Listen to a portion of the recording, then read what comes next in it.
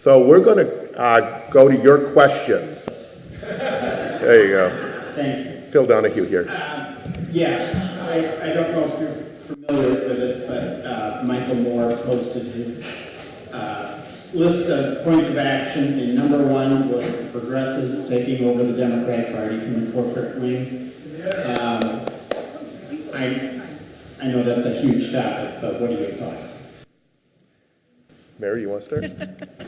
Mary clapped right away. So tomorrow, am I allowed to say this? Yeah, I think something's going to happen. All right, let me just say that rumor has it, how about that, that tomorrow, Some people say. Keith Ellison from Minnesota will throw his hat into the ring as DNC chair. And I don't know, you guys know Keith? Keith, last seen in Wisconsin at Fighting Bob Fest in September, comes out of the Farm Labor Party in Minnesota. He's, he learned at the feet of Paul Wellstone. He was a big Bernie supporter. He is head of the Progressive Caucus along with Mark Pocan from Madison, Wisconsin. And so Keith has a lot of ideas, and one of them is what we're about here today, which is revitalizing the grassroots of the Democratic Party, organizing the Democratic Party in a way we've never done before. I'm an old sort of union fan. I love unions. I grew up around unions. I've been working with unions. Yay! I've been working with unions on trade policy, manufacturing policy, and banking policy for a lot of years. But we're having problems nationally with union membership. And we need structures, we need to revitalize our unions at the state level when we can. We need to revitalize our unions at the national level when we can. But we need structures that exist outside of unions.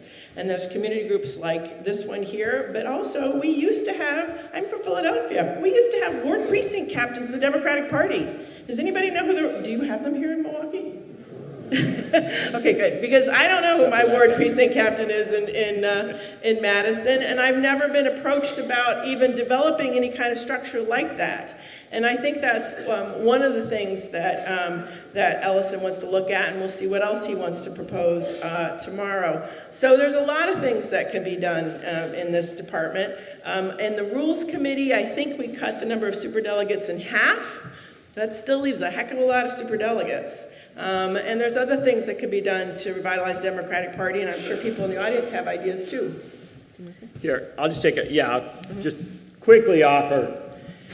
I've never joined a political party, and I really try hard every election not to vote a straight slate.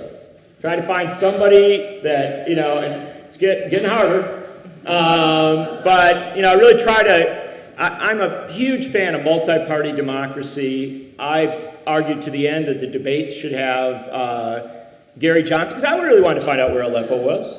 And I'm not kidding. I was kidding there, but I do want to have more diverse debates. And so I get uncomfortable if we think that it's all about the Democratic Party.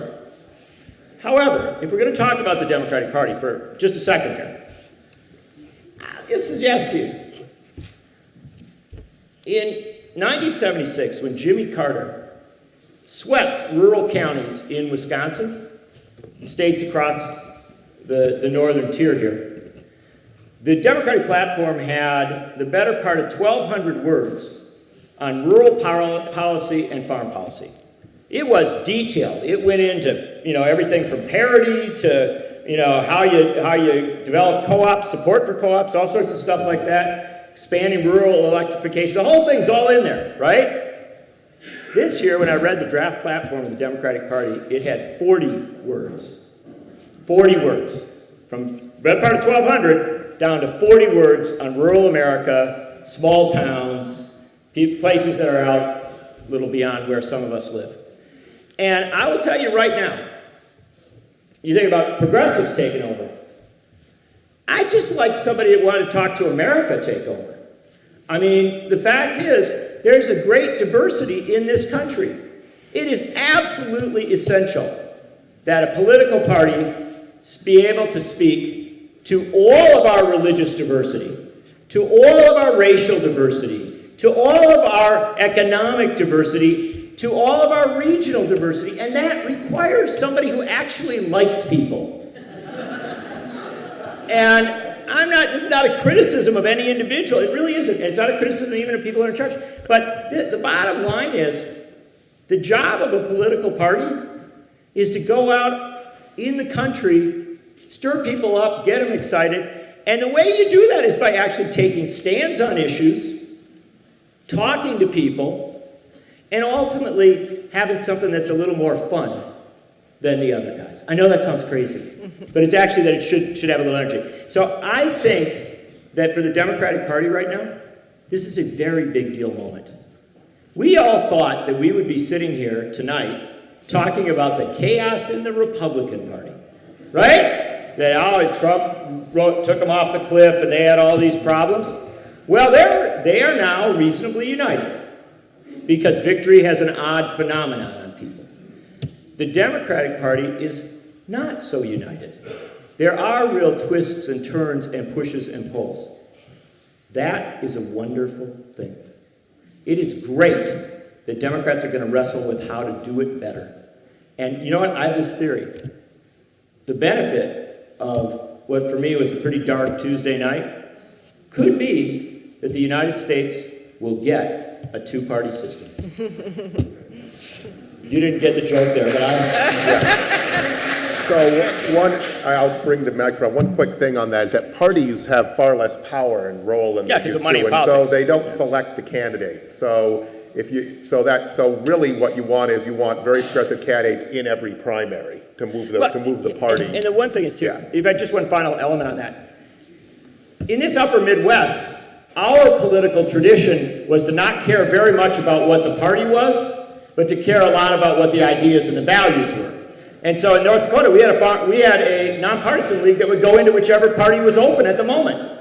Here we had progressives that actually went out of the party. My great-grandfather was a Republican at birth, a La Follette progressive for a while, and then I think maybe a Democrat at the end of his life, although my mother might tell you he was a little skeptical on that. But the bottom line is, we need an idea and issues-driven politics.